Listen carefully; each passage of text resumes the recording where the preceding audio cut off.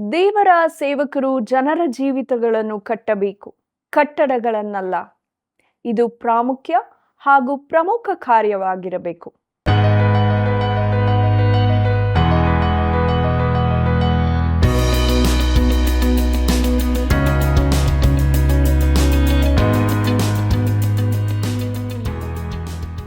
ಆತ್ಮೀಯ ಸಹೋದರ ಸಹೋದರಿಯರೇ, ತಾವೆಲ್ಲರೂ ಹೇಗಿದ್ದೀರಿ? ಸುಕ್ಷೇಮವಾಗಿದ್ದು ದೇವರ ವಾಕ್ಯಗಳಿಂದ ಬಲ ಹೊಂದುತ್ತೀರಿ ಅಲ್ಲವೇ? ಹಿಂದಿನಿಂದ ನಾವು ಸಭಾಪಾಲನಾ ಪತ್ರಗಳಲ್ಲಿ ಒಂದಾದ ಪೌಲನು ತೀತನಿಗೆ ಬರೆದ ಪತ್ರಿಕೆಯ ಅಧ್ಯಯನವನ್ನು ಪ್ರಾರಂಭಿಸಲಿದ್ದೇವೆ. ಸಭೆ ಯಾವುದಕ್ಕೆ ಪ್ರಾಮುಖ್ಯತೆ ಕೊಡಬೇಕು, ಯಾವುದರಿಂದ ಜೀವಿಸಬೇಕು ಮತ್ತು ಲೋಕಕ್ಕೆ ವಿಶ್ವಾಸವನ್ನು ಯಾವುದರ ಮೂಲಕ ಸಭೆ ಪ್ರಕಟಿಸಬೇಕು ಎಂಬ ಸತ್ಯಗಳನ್ನು ತಿಳಿದುಕೊಳ್ಳೋಣ. ಬನ್ನಿ, ದೇವರ ಆತ್ಮನ ಸಹಾಯದಿಂದ ಈ ಪತ್ರಿಕೆಯ ಅಧ್ಯಯನವನ್ನು ಪ್ರಾರಂಭಿಸೋಣ. ಯೆಹೋವನು ಸನ್ಮಾರ್ಗಿಗೆ ಆಶ್ರಯ, ಕೆಡುಕನಿಗೆ ನಾಶನ. ಜ್ಞಾನೋಕ್ತಿಗಳು 10ನೇ ಅಧ್ಯಾಯ 29ನೇ ವಚನ. ಕರ್ತನಲ್ಲಿ ಪ್ರೀತಿಯುಳ್ಳ ಸಹೋದರ ಸಹೋದರಿಯರೇ, ನಮ್ಮ ರಕ್ಷಕನಾದ ಯೇಸು ಕ್ರಿಸ್ತನ ಅತಿ ಮಹಿಮೆಯ ನಾಮದಲ್ಲಿ ನಿಮ್ಮೆಲ್ಲರಿಗೂ ನನ್ನ ಹೃದಯಪೂರ್ವಕವಾದ ಪ್ರೀತಿಯ ವಂದನೆಗಳು. ದೇವರ ಮಹಾಕೃಪೆಯಿಂದ ಆತನ ವಾಕ್ಯಗಳ ಅಧ್ಯಯನದಲ್ಲಿ ನಾವು ಮುಂದೆ ಸಾಗುತ್ತಾ ಇದ್ದೇವೆ. ಪ್ರಿಯರೇ, ಇಂದಿನಿಂದ ಪೌಲನು ತೀತನಿಗೆ ಬರೆದ ಪತ್ರಿಕೆಯ ಅಧ್ಯಯನವನ್ನು ಪ್ರಾರಂಭಿಸೋಣ. ದೇವರಾತ್ಮನ ಬಲವನ್ನು ಬೇಡಿಕೊಳ್ಳುತ್ತಾ ನಮ್ಮ ಅಧ್ಯಯನದಲ್ಲಿ ಮುಂದೆ ಸಾಗುವಾಗ ತೀತನಿಗೆ ಬರೆದ ಪತ್ರಿಕೆಯ ಪೀಠಿಗೆ ಭಾಗವನ್ನು ನೋಡೋಣ. ಪ್ರಿಯರೇ, ಬಹುಶಃ ಕ್ರೇತಾ ದ್ವೀಪದಲ್ಲಿನ ಸೇವೆಯ ಕಾಲದಲ್ಲಿ ಪೌಲನು ತೀತನು ಜೊತೆಯಾಗಿದ್ದರು. ತೀತ 1ನೇ ಅಧ್ಯಾಯ 5ನೇ ವಚನವನ್ನು ಗಮನಿಸಿ. ಪ್ರಿಯರೇ, ಅವರು ಅಲ್ಲಿ ಎಷ್ಟು ಸಮಯ ಇದ್ದರೆಂದು ತಿಳಿದಿಲ್ಲ. ಈ ಪತ್ರಿಕೆಯನ್ನು ಓದುತ್ತಾ ಹೋದಂತೆ ಆ ದ್ವೀಪದಲ್ಲಿ ಜೀವಿಸಿದ್ದ ಕೆಲವು ಜನರ ಕುರಿತಾಗಿ ನೋಡುತ್ತೇವೆ. ಆದರೆ ಪೌಲನು ಅವರ ಕುರಿತಾಗಿ ಹೆಚ್ಚೇನು ಯೋಚಿಸಲಿಲ್ಲ. ಪೌಲನು ಅಲ್ಲಿಂದ ಬೇರೆ ಕಡೆಗೆ ಹೋಗುವುದಕ್ಕಾಗಿ ಅಲ್ಲಿಂದ ಹೋದನು ಮತ್ತು ಈ ಪತ್ರಿಕೆಯನ್ನು ತೀತನಿಗೆ ಬರೆದು ಕ್ರೇತದಲ್ಲಿದ್ದುಕೊಂಡು ತೀತನು ಯವನಸ್ಥ ಬೋಧಕನಾಗಿ ಏನು ಮಾಡಬೇಕೆಂಬುದನ್ನು ತಿಳಿಸಿದನು. ಕರ್ತನಲ್ಲಿ ಪ್ರಿಯರೇ, ಈ ಪತ್ರ ಬರೆದ ಕಾಲ ಸುಮಾರು ಕ್ರಿಸ್ತಶಕ 64ರಿಂದ 67. ಪ್ರೀತಿಯುಳ್ಳ ದೇವಜನರೇ, ಕ್ರೇತಾದಲ್ಲಿ ಪೌಲನು ತೀತನು ಮಾಡಿದ ಸೇವೆಯ ಕುರಿತಾಗಿ ಅಪೊಸ್ತಲ ಕೃತ್ಯದಲ್ಲಿ ಬರೆಯಲ್ಪಟ್ಟದರಿಂದ ಆದಿ ಸಭೆಯ ಸೇವೆಗಳ ಎಲ್ಲ ವಿವರಗಳು ಅಪೊಸ್ತಲ ಕೃತ್ಯದಲ್ಲಿ ಬರೆಯಲ್ಪಡಲಿಲ್ಲವೆಂದು ತೋರಿಸುತ್ತದೆ. ನಿಜವಾಗಿ ನೋಡಿದರೆ ಅದು ಬಹಳ ಸ್ವಲ್ಪ ಅಂಶ ಬರೆದ ದಾಖಲೆಯಾಗಿದೆ. ಇಬ್ಬರು ಅಪೊಸ್ತಲರ ಸೇವೆಯನ್ನು ಮಾತ್ರ ಹೆಚ್ಚು ಪ್ರಾಮುಖ್ಯತೆ ಕೊಟ್ಟು ಬರೆಯಲಾಗಿದೆ. ಪುಸ್ತಕದ ಮೊದಲ ಭಾಗದಲ್ಲಿ ಪೇತ್ರನು, ನಂತರದ ಭಾಗದಲ್ಲಿ ಪೌಲನು ಪ್ರಮುಖ ಪಾತ್ರ ವಹಿಸುತ್ತಾರೆ. ಈ ಇಬ್ಬರು ಅಪೊಸ್ತಲರ ಸೇವೆಯ ಕುರಿತು ಕೂಡ ಸಮಗ್ರವಾದ ವಿವರವು ನಮಗೆ ಕೊಡಲ್ಪಡಲಿಲ್ಲ. ಪ್ರೀತಿಯುಳ್ಳ ದೇವಜನರೇ, ಥೆಸಲೋನಿಕದವರಿಗೆ ಬರೆದ 2 ಪತ್ರಗಳಲ್ಲಿಯೂ ಪೌಲನು ಕ್ರಿಸ್ತನ ಬರೋಣದ ಕುರಿತು ಒತ್ತಿ ಹೇಳುತ್ತಾನೆ. ಅದು ಅವನಿಗೆ ಸುಂದರವಾದ ಉಜ್ವಲ ನಿರೀಕ್ಷೆಯ ಸಂಗತಿಯಾಗಿತ್ತು. ಪೌಲನ ಟೀಕಾಕಾರರು ಅದು ಅವನ ಸೇವೆಯ ಆರಂಭದಲ್ಲಿನ ಅವನ ಅಭಿಪ್ರಾಯವೆಂದು, ಮುಂದಕ್ಕೆ ಅವನು ಈ ಕುರಿತು ಒತ್ತಿ ಹೇಳಲಿಲ್ಲವೆಂದು ವಾದಿಸಬಹುದು. ಆದರೆ 1 ತಿಮೋತಿಯ ಬರೆದ ಕಾಲದಲ್ಲೇ ತೀತನಿಗೆ ಈ ಪತ್ರಿಕೆಯನ್ನು ಬರೆದದ್ದಾಗಿದ್ದು ಅದು ಪೌಲನ ಸೇವೆಯ ಅಂತಿಮ ಕಾಲವಾಗಿತ್ತು. ತೀತನಿಗೆ ಬರೆದ ಪತ್ರಿಕೆ 2ನೇ ಅಧ್ಯಾಯ 13ರಲ್ಲಿ ಪೌಲನು ಬರೆಯುತ್ತಾನೆ, ಭಾಗ್ಯಕರವಾದ ನಿರೀಕ್ಷೆಯನ್ನು, ಅಂದರೆ ಮಹಾದೇವರ ಮತ್ತು ನಮ್ಮ ರಕ್ಷಕನಾದ ಯೇಸು ಕ್ರಿಸ್ತನ ಪ್ರಭಾವದ ಪ್ರತ್ಯಕ್ಷತೆಯನ್ನು ಎದುರು ನೋಡುತ್ತಾ ಎಂಬುದಾಗಿ. ಪ್ರಿಯರೇ, ಪೌಲನು ಸಭೆಯ ಭಾಗ್ಯಕರವಾದ ನಿರೀಕ್ಷೆಯನ್ನು ಎಂದೂ ಕಳಕೊಳ್ಳಲಿಲ್ಲ. ಅದು ಅವನಲ್ಲಿ ಪ್ರಕಾಶಮಾನವಾಗಿತ್ತು. ಅದು ಇನ್ನೂ ಪ್ರಕಾಶಮಾನವಾಗುತ್ತಾ ಹೋಗುತ್ತಿತ್ತು. ಪ್ರೀತಿಯುಳ್ಳ ದೇವಜನರೇ, ಪೌಲನಿಗೆ ತಿಮೋಥೆಯ ಹಾಗೂ ತೀತರೆಂಬ ಇಬ್ಬರು ಯೌವನಸ್ಥರನ್ನು ಕ್ರಿಸ್ತನ ಬಳಿಗೆ ನಡೆಸುವ ಅವಕಾಶ ದೊರಕಿತ್ತು. ಪೌಲನು ಇಬ್ಬರನ್ನೂ ತನ್ನ ಮಕ್ಕಳೆಂದು, ಯಥಾರ್ಥ ಮಕ್ಕಳೆಂದು ಕರೆಯುತ್ತಾನೆ. ಅವರಿಬ್ಬರನ್ನೂ ಕ್ರಿಸ್ತನ ರಕ್ಷಣಾ ಜ್ಞಾನಕ್ಕೆ ನಡೆಸಿದವನು ಅವನೇ ಆಗಿದ್ದಾನೆ. ಪೌಲನು ಈ ಇಬ್ಬರಿಗೂ ಪತ್ರಗಳನ್ನು ಬರೆದಿದ್ದಾನೆ. ತಿಮೋಥಿಯನಿಗೆ 2 ಹಾಗೂ ತೀತನಿಗೆ 1. ಇವುಗಳನ್ನು ಸಭಾಪಾಲನಾ ಪತ್ರಗಳೆಂದು ಕರೆಯಲಾಗಿದೆ. ಯಾಕಂದರೆ ಪೌಲನು ಸ್ಥಳೀಯ ಸಭೆಗಳ ಕುರಿತಾಗಿ ಕೆಲವು ಸೂಚನೆಗಳನ್ನು ಈ ಯುವ ಬೋಧಕರಿಗೆ ತಿಳಿಸುತ್ತಾನೆ. ಈ ಪತ್ರಗಳು ನಮಗೆ ಈ ದಿನಗಳಲ್ಲೂ ಉಪಯುಕ್ತವಾದವುಗಳಾಗಿವೆ. ಕರ್ತನಲ್ಲಿ ಪ್ರಿಯರೇ, ಸ್ಥಳೀಯ ಸಭೆಗಳ ಕುರಿತಾಗಿ ಅವುಗಳನ್ನು ನಡೆಸುವ ಬಗ್ಗೆ ಒಂದು ದೊಡ್ಡ ಗ್ರಂಥಾಲಯವೇ ತುಂಬುವಷ್ಟು ಪುಸ್ತಕಗಳು ಬರೆಯಲ್ಪಟ್ಟಿವೆ. ಆದರೆ ಸತ್ಯವೇದದಲ್ಲಿ ಈ 3 ಪುಸ್ತಕಗಳು ಮಾತ್ರ ಇರುತ್ತವೆ ಮತ್ತು ಅವು ಬಹಳ ಚಿಕ್ಕದಾಗಿವೆ. ಆದರೂ ಸಭೆಗಳ ವ್ಯವಹಾರದಲ್ಲಿ ಅವಶ್ಯವಾದ ಸಂಗತಿಗಳನ್ನು ಅವು ತಿಳಿಸುತ್ತವೆ. ಅವುಗಳಿಂದ ನಾವು ತಿಳುಕೊಳ್ಳುವ ಸಂಗತಿ ಏನೆಂದರೆ, ಸಭೆಯಲ್ಲಿ ಕೊರತೆ, ಅಗತ್ಯಗಳಿರುವುದಾದರೆ ಅದು ಸಂಸ್ಥೆಯ ಇಲ್ಲವೇ ವ್ಯವಸ್ಥೆಯ ಸಮಸ್ಯೆಯಲ್ಲ, ಆದರೆ ಆ ಅಗತ್ಯತೆಯು ಆತ್ಮಿಕ ಅಗತ್ಯತೆಯಾಗಿರುತ್ತದೆ. ನಿಜವಾಗಿ ನೋಡಿದರೆ ಈ ಇಬ್ಬರು ಯುವ ಪ್ರಸಂಗಿಗಳ ಕುರಿತು ನಮಗೆ ತಿಳಿದಿರುವುದು ಬಹಳ ಸ್ವಲ್ಪವೇ ಆಗಿದೆ. ಪ್ರಿಯರೇ, ತೀತನು ಸ್ವಲ್ಪ ಬಲವಾದವನಂತೆ ಕಾಣುತ್ತಾನೆ, ದೈಹಿಕವಾಗಿಯೂ ಆತ್ಮಿಕವಾಗಿಯೂ.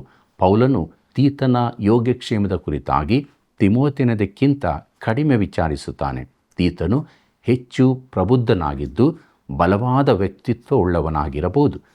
ಕರ್ತನಲ್ಲಿ ಪ್ರಿಯರೇ, ತಿಮೋಥೆಯನು ಯಹೂದ್ಯನಾಗಿದ್ದು ಪೌಲನಿಂದ ಸುನ್ನತಿ ಮಾಡಿಸಿಕೊಂಡವನಾಗಿದ್ದನು. ಆದರೆ ತೀತನು ಯಹೂದ್ಯನಲ್ಲದವನು. ಪೌಲನು ಅವನಿಗೆ ಸುನ್ನತಿ ಮಾಡಿಸಲು ಒಪ್ಪಲಿಲ್ಲ.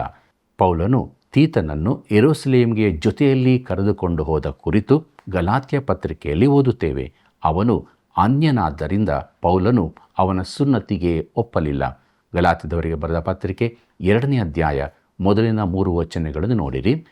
ಪ್ರಿಯರೇ, ಆದರೆ ಪೌಲನು ತಿಮೋಥೆಯನನ್ನು ಜೊತೆಗೆ ಕರೆಕೊಂಡು ಹೋಗುವಾಗ ಅವನಿಗೆ ಸುನ್ನತಿ ಮಾಡಿಸಿದನು. ಅಪೊಸ್ತಲ ಕೃತ್ಯಗಳು 16ನೇ ಅಧ್ಯಾಯ ಮೊದಲಿನ 3 ವಚನಗಳನ್ನು ನೋಡಿರಿ. ಪ್ರೀತಿಯುಳ್ಳ ದೇವಜನರೇ, ಒಬ್ಬ ಯುವ ಪ್ರಸಂಗಿಗೆ ಸುನ್ನತಿ ಮಾಡಿಸಿ ಇನ್ನೊಬ್ಬನಿಗೆ ಮಾಡಿಸಲು ನಿರಾಕರಿಸಿದನು. ಇದರಿಂದ ನಾವೇನಾದರೂ ಒಂದು ನಿಯಮವನ್ನು ಕಂಡುಕೊಳ್ಳುವುದಾದರೆ ಅದು ಹೀಗಿದೆ. ಅದೇನೆಂದರೆ, ಸುನ್ನತಿಯಾಗುವುದರಲ್ಲಿ ಏನೂ ಇಲ್ಲ, ಹೊಸ ಸೃಷ್ಟಿಯೇ ಬೇಕು. ಗಲಾತ್ಯದವರಿಗೆ ಬರೆದ ಪತ್ರಿಕೆ 6ನೇ ಅಧ್ಯಾಯ 15ನೇ ವಚನದಲ್ಲಿ ಇದನ್ನು ನಾವು ನೋಡುತ್ತೇವೆ. ಕರ್ತನಲ್ಲಿ ಪ್ರಿಯರೇ, ಪೌಲನು ಎಲ್ಲರಿಗೂ ಎಲ್ಲರಂತಾಗಿ ಕೆಲವರನ್ನಾದರೂ ಕ್ರಿಸ್ತನಿಗಾಗಿ ಗೆದ್ದುಕೊಳ್ಳಬೇಕೆಂದು ಆಶಿಸಿದನು. ಯಹೂದ್ಯರಿಗೆ ಯಹೂದ್ಯನಾಗಿ, ಅನ್ಯರಿಗೆ ಅನ್ಯನಾಗಿ ಅವರು ಸಭಾಮಂದಿರಗಳಿಗೆ ಬೇಕಾಗಿರುವುದರಿಂದ ತಿಮೋಥೆಯನಿಗೆ ಸುನ್ನತಿ ಮಾಡಿಸಿದನು. ಆದರೆ ಯೆರೂಸಲೇಮಿನ ಮಹಾಕೂಟದಲ್ಲಿ ಸುವಾರ್ತೆಯನ್ನು ತಪ್ಪಾಗಿ ತಿಳಿಯುವ ಗಂಡಾಂತರವಿತ್ತು. ಆದ್ದರಿಂದ ಒಂದು ಚಿಕ್ಕ ವಿಧಿಯು ಪ್ರವೇಶಿಸಿದಂತೆ ಎಚ್ಚರ ವಹಿಸಿದನು. ಅಪೊಸ್ತಲ ಕೃತ್ಯಗಳು 15ನೇ ಅಧ್ಯಾಯವನ್ನು ನೋಡಿರಿ. ಆದ್ದರಿಂದ ಪ್ರಿಯರೇ, ತೀತನಿಗೆ ಸುನ್ನತಿ ಮಾಡಲು ಒಪ್ಪಲಿಲ್ಲ. ಕರ್ತನಲ್ಲಿ ಪ್ರೀತಿಯುಳ್ಳ ದೇವಜನರೇ, ಲೋಕದ ದೃಷ್ಟಿಯಲ್ಲಿ ಏನೂ ಅಲ್ಲದ ಚಿಕ್ಕ ಚಿಕ್ಕ ನಿಯಮವನ್ನು ತೆಗೆದುಹಾಕುವುದು ಅಪಾಯಕಾರಿಯಾದದ್ದು. ಯಾಕಂದರೆ ಅದು ಕ್ರೈಸ್ತ ಜೀವಿತಕ್ಕೆ ಬೇಕಾದ ಧಾರ್ಮಿಕ ವಿಧಿಯಾಗಿರಬಹುದು. ಪ್ರಿಯ ಮಿತ್ರನೇ, ಯೇಸು ಕ್ರಿಸ್ತನೊಂದಿಗೆ ನೀನು ವೈಯಕ್ತಿಕ ಸಂಬಂಧ ಬೆಳೆಸಿರದಿದ್ದರೆ ಬೇರೆಲ್ಲವೂ ವ್ಯರ್ಥವಾಗಿ ಹೋಗುತ್ತದೆ. ಹೊಸ ಒಡಂಬಡಿಕೆಯ ಸಭೆಯು ಸಂಸ್ಥೆಯಾಗಿ ಸಮಾಜದಲ್ಲಿ ಹೇಗೆ ಕಂಡುಬರಬೇಕೆಂಬ ಚಿತ್ರಣವನ್ನು ತೀತನಿಗೆ ಬರೆದ ಪತ್ರದಲ್ಲಿ ನಾವು ನೋಡುತ್ತೇವೆ. ಅನೇಕರು ಈ ದಿನಗಳಲ್ಲಿ ತಾವು ಹೊಸ ಒಡಂಬಡಿಕೆಯ ಸದಸ್ಯರೆಂದು ಹೇಳಿಕೊಳ್ಳುತ್ತಾರೆ. ಅವರ ಸಭೆಯಲ್ಲಿ ಯಾರಾದರೂ ಬಿದ್ದು ಪ್ರಾಣ ಕಳಕೊಂಡಿದ್ದಾರೋ ಎಂದು ನಾನು ಕೇಳುತ್ತೇನೆ. ಅವರಲ್ಲಿ ಇಂಥ ಸಂಗತಿ ಖಂಡಿತವಾಗಿ ನಡೆದಿರಲಿಕ್ಕಿಲ್ಲ. ಆದರೆ ಹೊಸ ಒಡಂಬಡಿಕೆಯ ಆದಿಸಭೆಯಲ್ಲಿ ಅನನೀಯ ಸಫೈರರು ಪವಿತ್ರಾತ್ಮನನ್ನು ವಂಚಿಸಿದ್ದರಿಂದ ಅಲ್ಲೇ ಬಿದ್ದು ಸತ್ತು ಹೋದರು. ಅಪೊಸ್ತಲ ಕೃತ್ಯಗಳು 5ನೇ ಅಧ್ಯಾಯವನ್ನು ನೋಡಿರಿ. ಪ್ರೀತಿಯುಳ್ಳ ದೇವಜನರೇ, ಈ ನಿಯಮವು ನಮ್ಮ ಸಭೆಗಳಲ್ಲೂ ಕಾರ್ಯಗತವಾಗಿರುವುದಾದರೆ ಸಾಮಾನ್ಯ ಸಭೆಯಲ್ಲಿ ಅನೇಕ ಹೆಣಗಳು ಬೀಳಬಹುದು. ಕರ್ತನಲ್ಲಿ ಪ್ರೀತಿಯುಳ್ಳ ದೇವಜನರೇ, ಈ ಪತ್ರಿಕೆಯ ಪ್ರಕಾರ ಮಾದರಿ ಸಭೆ ಎಂದರೆ 1ನೇದಾಗಿ ಕ್ರಮವಾದ ಸಂಘವಿರಬೇಕು, 2ನೇದಾಗಿ ಸರಿಯಾದ ವಿಶ್ವಾಸ ಸೂತ್ರ ಇರಬೇಕು, 3ನೇದಾಗಿ ಶುದ್ಧ ಜೀವಿತದಲ್ಲಿ ಎಲ್ಲ ಒಳ್ಳೆಯ ಕಾರ್ಯಗಳಿಗೂ ಸಿದ್ಧರಾಗಿರಬೇಕು. ಕರ್ತನಲ್ಲಿ ಪ್ರಿಯರೇ, ಈ ಪತ್ರಿಕೆಯು ಇಂತಹ ಸಭೆಯ ಚಿತ್ರವನ್ನು ನಮ್ಮೆದುರಿಗಿಡುತ್ತದೆ. ತಿಮೋಥೆಯನ ಪತ್ರಿಕೆಯಲ್ಲಿ ಸಭೆಯನ್ನು ನಡೆಸುವುದರಲ್ಲಿ ದೇವರ ಕ್ರಮದ ಅವಶ್ಯಕತೆಯನ್ನು ಒತ್ತಿ ಹೇಳಲಾಗಿದೆ. ತೀತನಿಗೆ ಬರೆದ ಪತ್ರಿಕೆ 1ನೇ ಅಧ್ಯಾಯ 5ನೇ ವಚನ ಇಡೀ ಪತ್ರಿಕೆಯ ಮುಖ್ಯ ವಚನವಾಗಿದೆ. ನೀನು ಕ್ರೇತಾ ದ್ವೀಪದಲ್ಲಿ ಇನ್ನೂ ಕ್ರಮಕ್ಕೆ ಬಾರದಿರುವ ಕಾರ್ಯಗಳನ್ನು ಕ್ರಮಪಡಿಸಿ ಪಟ್ಟಣಗಳಲ್ಲೂ ಸಭೆಯ ಹಿರಿಯರನ್ನು ನೇಮಿಸಬೇಕೆಂದು ನಾನು ನಿನಗೆ ಅಪ್ಪಣೆ ಕೊಟ್ಟು ನಿನ್ನನ್ನು ಅಲ್ಲೇ ಬಿಟ್ಟು ಬಂದೆನಲ್ಲ ಎಂಬುದಾಗಿ ನಾವು ಅದರಲ್ಲಿ ನೋಡುತ್ತೇವೆ. ಪ್ರಿಯರೇ, ತೀತನು ಕ್ರೇತಾದಲ್ಲಿನ ಸಭೆಗಳನ್ನು ಕ್ರಮಪಡಿಸಬೇಕಾಗಿತ್ತು. ಕರ್ತನಲ್ಲಿ ಪ್ರಿಯರೇ, 1ನೇ ಅಧ್ಯಾಯದಲ್ಲಿ ಸಭೆಯು ಕ್ರಮವುಳ್ಳ ಸಂಸ್ಥೆಯಾಗಿರಬೇಕೆಂದು ಪೌಲನು ಹೇಳುತ್ತಾನೆ, ತೀತ 1:5. 2ನೇ ಅಧ್ಯಾಯದಲ್ಲಿ ಸಭೆಯು ದೇವರ ವಾಕ್ಯವನ್ನು ಬೋಧಿಸಿ ಪ್ರಸಂಗಿಸಬೇಕೆಂದು ಹೇಳುತ್ತಾನೆ. ಸ್ವಸ್ಥ ಬೋಧನೆಗೆ ಅನುಗುಣವಾಗಿ ಉಪದೇಶ ಮಾಡು, ತೀತ 2:1. ಸಭೆಯು ತನ್ನ ವಿಶ್ವಾಸ ಸೂತ್ರದಲ್ಲಿ ಸರಿಯಾಗಿರಬೇಕು. 3ನೇ ಅಧ್ಯಾಯದಲ್ಲಿ ಸಭೆಯು ಒಳ್ಳೆಯ ಕ್ರಿಯೆಗಳನ್ನು ನಡೆಸಬೇಕು ಎಂದು ಹೇಳುತ್ತಾನೆ. ಸಕಲ ಸತ್ಕಾರ್ಯಗಳನ್ನು ಮಾಡುವುದಕ್ಕೆ ಸಿದ್ಧರಾಗಿರಬೇಕೆಂತಲೂ ಎಂದು ಹೇಳುತ್ತಾನೆ, ತೀತ 3ನೇ ಅಧ್ಯಾಯ 1ನೇ ವಚನ. ಅಂದರೆ ಸಭೆಯು ಕೃಪೆಯಿಂದ ರಕ್ಷಿಸಲ್ಪಟ್ಟು ಕೃಪೆಯಿಂದಲೇ ಜೀವಿಸಬೇಕು ಮತ್ತು ತನ್ನ ವಿಶ್ವಾಸವನ್ನು ಲೋಕಕ್ಕೆ ಒಳ್ಳೆಯ ಕ್ರಿಯೆಗಳ ಮೂಲಕ ಪ್ರಕಟಿಸತಕ್ಕದ್ದು. ಪ್ರೀತಿಯುಳ್ಳ ದೇವಜನರೇ, ಈ 3 ಸಂಗತಿಗಳನ್ನು ಮಾಡುವ 3ಕ್ಕೂ ಪ್ರಾಮುಖ್ಯತೆ ಕೊಡುವ ಸಭೆ ಯಾವುದು ಈ ದಿನಗಳಲ್ಲಿ ಇರಲಾರದೆಂದು ನಾನು ಹೇಳುತ್ತೇನೆ. ಕೆಲವರು ಒಂದಕ್ಕೆ ಅಥವಾ ಇನ್ನೊಂದಕ್ಕೆ ಪ್ರಾಮುಖ್ಯತೆ ನೀಡುತ್ತಾರೆ. ಪ್ರತಿಯೊಂದು ವಿಚಾರವನ್ನು ನಾವು ಸೂಕ್ಷ್ಮವಾಗಿ ನೋಡೋಣ. ಕರ್ತನಲ್ಲಿ ಪ್ರಿಯರೇ, ಮೊದಲನೇದಾಗಿ ಸಭೆಯು ಒಂದು ಕ್ರಮಬದ್ಧವಾದ ಸಂಸ್ಥೆಯಾಗಿರಬೇಕು.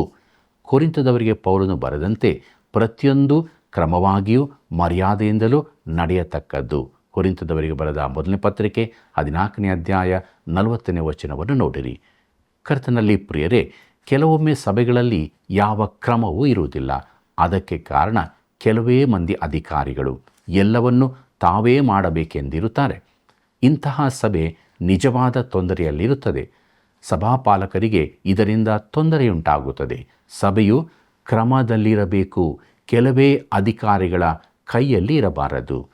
2ನೇದಾಗಿ, ಅನೇಕ ಸಭೆಗಳು ಸ್ವಸ್ಥ ಬೋಧನೆಗೆ ಮಹತ್ವವನ್ನೇ ಕೊಡುವುದಿಲ್ಲ.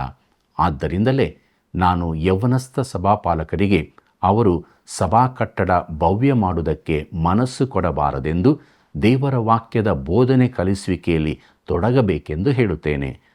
ಪ್ರೀತಿಯುಳ್ಳ ಸಹೋದರ ಸಹೋದರಿಯರೇ, ಒಂದು ಸಂಸ್ಥೆಯನ್ನು ಅಥವಾ ಕಟ್ಟಡಗಳನ್ನು ಕಟ್ಟುವ ಬದಲಿಗೆ ಅವರು ಜನರ ಜೀವಿತಗಳನ್ನು ಕಟ್ಟಬೇಕು. ಅವರು ಕಟ್ಟಿಸಿದ ಭವ್ಯವಾದ ರಚನೆಗಳನ್ನು ಅವರು ಬಿಟ್ಟ ಬಳಿಕ ಯಾರಾದರೂ ಕೆಡವಬಹುದು. ಜನರ ಜೀವಿತಗಳನ್ನು ಕಟ್ಟುವ ಕಾರ್ಯದಲ್ಲಿ ತೊಡಗಿರುವ ಸಭಾಪಾಲಕರಿಗೆ ಇದು ಆಘಾತಕಾರಿಯಾಗಲಾರದು. ಪ್ರಿಯರೇ, ಯಾವುದೇ ಸಭೆಯಲ್ಲಾಗಲಿ ಇದು ಪ್ರಾಮುಖ್ಯ ಕಾರ್ಯವಾಗಿರಬೇಕು. ಕೊನೆಯದಾಗಿ, ಸಭೆಯು ಒಳ್ಳೆಯ ಕಾರ್ಯಗಳಿಗೆ ಸಿದ್ಧವಾಗಿರತಕ್ಕದ್ದು. ಅನೇಕ ವೇಳೆ ಮೂಲಭೂತವಾದಿಗಳಾದವರು ಬೋಧನೆ, ವಿಶ್ವಾಸ ಸೂತ್ರಗಳಿಗೆ ಅತಿಯಾದ ಮಹತ್ವ ಕೊಟ್ಟು ಒಳ್ಳೆಯ ಕೆಲಸಗಳ ಕುರಿತು ಅಲಕ್ಷ್ಯ ತಾಳುತ್ತೇವೆ. ಸಭೆಯು ಒಳ್ಳೆಯ ಕೆಲಸಗಳಲ್ಲಿ ತೊಡಗಿರಬೇಕು. ಅನೇಕ ಕ್ರೈಸ್ತ ಸಂಸ್ಥೆಗಳು ತಮ್ಮ ಕಾರ್ಯಕ್ರಮಗಳಿಗೆ ಅಗತ್ಯವಾದ ಹಣ ಸಂಗ್ರಹಣೆಯಲ್ಲೇ ತೊಡಗಿದ್ದು ಜನರಿಂದ ಹಣ ತೆಗೆದುಕೊಳ್ಳುವುದರತ್ತವೇ ಗಮನ ಹರಿಸುತ್ತಾರೆ. ಅಗತ್ಯವುಳ್ಳವರಿಗೆ ಸಹಾಯ ನೀಡುವುದರ ಕುರಿತು ಯೋಚಿಸುವುದೇ ಇಲ್ಲ. ಪ್ರಿಯರೇ, ಸಹಾಯ ಬೇಕಾದವರು ಅನೇಕ ಮಂದಿ ಇದ್ದಾರೆ. ಆತ್ಮಿಕ ಸಹಾಯ ಮಾತ್ರವಲ್ಲ, ಲೌಕಿಕ ಸಹಾಯ ಕೂಡ. ನಾವು ಜನರ ಲೌಕಿಕ ಅಗತ್ಯಕತೆಗಳ ಕಡೆಗೂ ಗಮನ ಹರಿಸತಕ್ಕದ್ದು. ಪ್ರೀತಿಯುಳ್ಳ ದೇವಜನರೇ, ಜನರಿಗೆ ಸಹಾಯದ ಹಸ್ತ ನೀಡುವ ಅನೇಕ ಸಭೆಗಳಿರುವುದು ಸಂತೋಷದ ಸಂಗತಿಯೇ. ನನಗೆ ತಿಳಿದ ಒಂದು ಸಭೆಯವರು ಮನೆಗಳಲ್ಲಿ ಬಂದಿಗಳಂತಿರುವವರನ್ನು ಸಂದರ್ಶಿಸಿ ಅವರ ಚಿಕ್ಕ ಚಿಕ್ಕ ಅಗತ್ಯಕತೆಗಳನ್ನು ಪೂರೈಸುತ್ತಾರೆ. ಇದು ಬಹಳ ಒಳ್ಳೆಯ ಸಂಗತಿಯಾಗಿದೆ. ಬಡವರಿಗೆ, ಅಗತ್ಯದಲ್ಲಿರುವವರಿಗೆ ಸರಕಾರದಿಂದ ಕೆಲವು ಸವಲತ್ತುಗಳು ಸಿಗುತ್ತವೆ, ಅದು ಒಳ್ಳೆಯದೇ. ಆದರೆ ಇಂತಹ ಒಂಟಿತನದ ಜನರನ್ನು ನಾವು ಸಂದರ್ಶಿಸಿ ಅವರೊಡನೆ ಮಾತನಾಡಿ ಸಮಯ ಕಳೆದರೆ ಅತಿ ಅಗತ್ಯದ ಸೇವೆಯನ್ನು ಮಾಡಿದಂತಾಗುತ್ತದೆ. ಪ್ರೀತಿಯುಳ್ಳ ದೇವಜನರೇ, ಇದು ತೀತನಿಗೆ ಬರೆದ ಪತ್ರಿಕೆಯ ಸೂಕ್ಷ್ಮ ವಿವರಣೆ. ಉದಾರವಾದಿಗಳು ಒಳ್ಳೆಯ ಕ್ರಿಯೆಗಳ ಕುರಿತಾಗಿ ಬರೆದಿರುವ 3ನೇ ಅಧ್ಯಾಯವನ್ನೇ ಅತಿಯಾಗಿ ಪರಿಗಣಿಸಿ ಅದಕ್ಕಿಂತ ಮೊದಲಿನ 2 ಅಧ್ಯಾಯಗಳಲ್ಲಿರುವ ಸಭಾಕ್ರಮ ಹಾಗೂ ಸ್ವಸ್ಥ ಬೋಧನೆಗಳ ಕುರಿತು ಮರೆತು ಬಿಡುತ್ತಾರೆ. ಪೌಲನು ತಿಳಿಸಿರುವ ಈ 3 ಸಂಗತಿಗಳು ಇಲ್ಲದಿದ್ದರೆ ಅದು ಹೊಸ ಒಡಂಬಡಿಕೆಯ ಸಭೆಯೆಂಬ ಹೆಸರಿಗೆ ತಕ್ಕದ್ದಾಗಿರುವುದಿಲ್ಲ. ಪ್ರೀತಿಯುಳ್ಳ ದೇವಜನರೇ, ಮುಂದಕ್ಕೆ ನಾವು ಪೌಲನು ತೀತನಿಗೆ ಬರೆದ ಪತ್ರಿಕೆಯ ರೂಪುರೇಖೆಯನ್ನು ನೋಡೋಣ.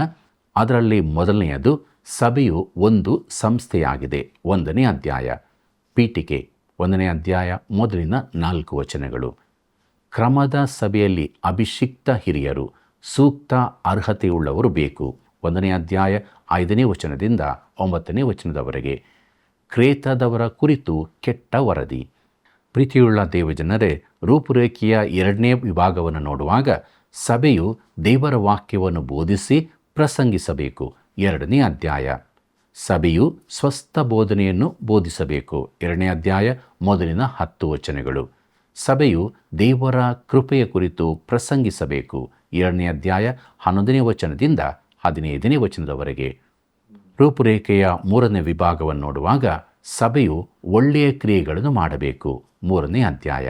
ಅದರಲ್ಲಿ ಒಳ್ಳೆಯ ಕ್ರಿಯೆಗಳು ರಕ್ಷಣೆ ಹೊಂದಿದ್ದರ ಪುರಾವೆಯಾಗಿವೆ. 3ನೇ ಅಧ್ಯಾಯ 1ನೇ ವಚನದಿಂದ 7ನೇ ವಚನದವರೆಗೆ. ಪರಿಶುದ್ಧಾತ್ಮನ ಕಾರ್ಯಗಳು. ಪ್ರಿಯರೇ, ಒಳ್ಳೆಯ ಕ್ರಿಯೆಗಳು ಈಗಕ್ಕೂ ಭವಿಷ್ಯಕ್ಕೂ ಲಾಭದಾಯಕವಾಗಿವೆ. 3ನೇ ಅಧ್ಯಾಯ 8ನೇ ವಚನದಿಂದ 15ನೇ ವಚನದವರೆಗೆ.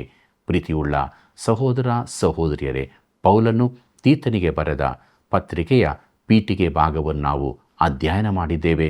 ಭಾಳಷ್ಟು ವಿಚಾರಗಳು ಸಭೆಯ ಬಗ್ಗೆ ನಾವು ತಿಳಿದುಕೊಂಡಿದ್ದೇವೆ ಮತ್ತು ಸಭೆ ಯಾವ ರೀತಿ ಇರಬೇಕು ಎಂಬುದಾಗಿ ನಾವು ಕಲಿತುಕೊಂಡಿದ್ದೇವೆ. ಆದ್ದರಿಂದ ನಾವಿರುವಂಥ ಸ್ಥಳದಲ್ಲಿ, ನಾವು ಆರಾಧಿಸುವಂಥ ಸಭೆಗಳಲ್ಲಿ ದೇವರ ವಾಕ್ಯದ ಕ್ರಮಕ್ಕೆ ಅನುಸಾರವಾಗಿ ನಡೆಯುವುದಕ್ಕೂ ಜೀವಿಸುವುದಕ್ಕೂ ಪ್ರಯಾಸ ಪಡೋಣ. ಹೀಗಾಗುವುದಕ್ಕಾಗಿ ದೇವರ ಸಹಾಯವನ್ನು ಬೇಡಿಕೊಳ್ಳೋಣ, ಪ್ರಾರ್ಥನೆ ಮಾಡೋಣ. ನಮ್ಮನ್ನು ಬಹಳವಾಗಿ ಪ್ರೀತಿ ಮಾಡುವಂಥ ನಮ್ಮ ರಕ್ಷಕನಾದ ಯೇಸು ಸ್ವಾಮಿಯಲ್ಲಿ ತಂದೆಯಾದ ದೇವರೇ, ಪೌಲನು ತೀತನಿಗೆ ಬರೆದ ಪತ್ರಿಕೆಯ ಅಧ್ಯಯನದಲ್ಲಿ ನಾವು ಮುಂದೆ ಸಾಗುವಂತೆ ಸಹಾಯ ಮಾಡಿದ್ದಿ. ಪೀಠಿಕೆಯ ವಿಭಾಗದಲ್ಲಿ ಅದ್ಭುತವಾದ ಸತ್ಯಗಳನ್ನು ನೀನು ನಮಗೆ ತಿಳಿಸಿದ್ದಿ. ನಿನಗೆ ಸ್ತೋತ್ರವಾಗಲಿ. ನಾವು ಈ ಲೋಕದಲ್ಲಿ ಇರುವಂಥ ಸ್ಥಳಗಳಲ್ಲಿ, ನಾವು ವಾಸಿಸುವಂಥ ಸ್ಥಳಗಳಲ್ಲಿ, ನಾವು ಕೆಲಸ ಮಾಡುವಂಥ ಸ್ಥಳಗಳಲ್ಲಿ ನಾವು ನಿನ್ನ ಸಭೆಯ ಮಕ್ಕಳಾಗೇ ಕಂಡುಬರುವಂತೆ, ಕ್ರಮಬದ್ಧವಾದ ಜೀವಿತದಲ್ಲಿ ಮುಂದೆ ಸಾಗುವಂತೆ ನೀ ನಮಗೆ ಸಹಾಯ ಮಾಡು. ನಿನ್ನ ಆತ್ಮನನ್ನು ಅನುಸರಿಸಿ ನಡೆಯುವುದಕ್ಕೆ ಕೃಪೆ ಕೊಡು ಸ್ವಾಮಿ. ನಮ್ಮೆಲ್ಲ ವೀಕ್ಷಕ ಬಾಂಧವರ ಜೊತೆಯಿರು. ಯಾರ್ಯಾರು ಈ ಕೃಪಾಗಳಿಗೆಯಲ್ಲಿ ನಿನ್ನ ಬಳಿ ತಮ್ಮ ಅಗತ್ಯತೆಗೋಸ್ಕರ ಬೇಡುತ್ತಾ ಇದ್ದಾರೋ ಅವರ ಭಿನ್ನ ಪ್ರಾರ್ಥನೆಗಳನ್ನು ಆಲಿಸು ಸ್ವಾಮಿ. ಅವರನ್ನು ಕರುಣಿಸು, ಆಶೀರ್ವದಿಸು. ಆತ್ಮಿಕವಾಗಿ, ಶಾರೀರಿಕವಾಗಿ, ಭೌತಿಕವಾಗಿ ಆಶೀರ್ವದಿಸಲ್ಪಟ್ಟವರಾಗಿ ನಿತ್ಯ ಜೀವದ ನಿರೀಕ್ಷೆಯಲ್ಲಿ ಮುಂದೆ ಸಾಗುವುದಕ್ಕೆ ಸಹಾಯ ಮಾಡು. ಯೇಸುವಿನ ನಾಮದಲ್ಲಿ ಬೇಡಿದ್ದೇವೆ ತಂದೆಯೇ, ಆಮೇನ್. ಪ್ರಿಯರೇ, ನಾವು ಭಾಗ್ಯಕರವಾದ ನಿರೀಕ್ಷೆಯನ್ನು, ಅಂದರೆ ಯೇಸು ಕ್ರಿಸ್ತನ ಪ್ರತ್ಯಕ್ಷತೆಯನ್ನು ಎದುರು ನೋಡುತ್ತಿರಬೇಕು.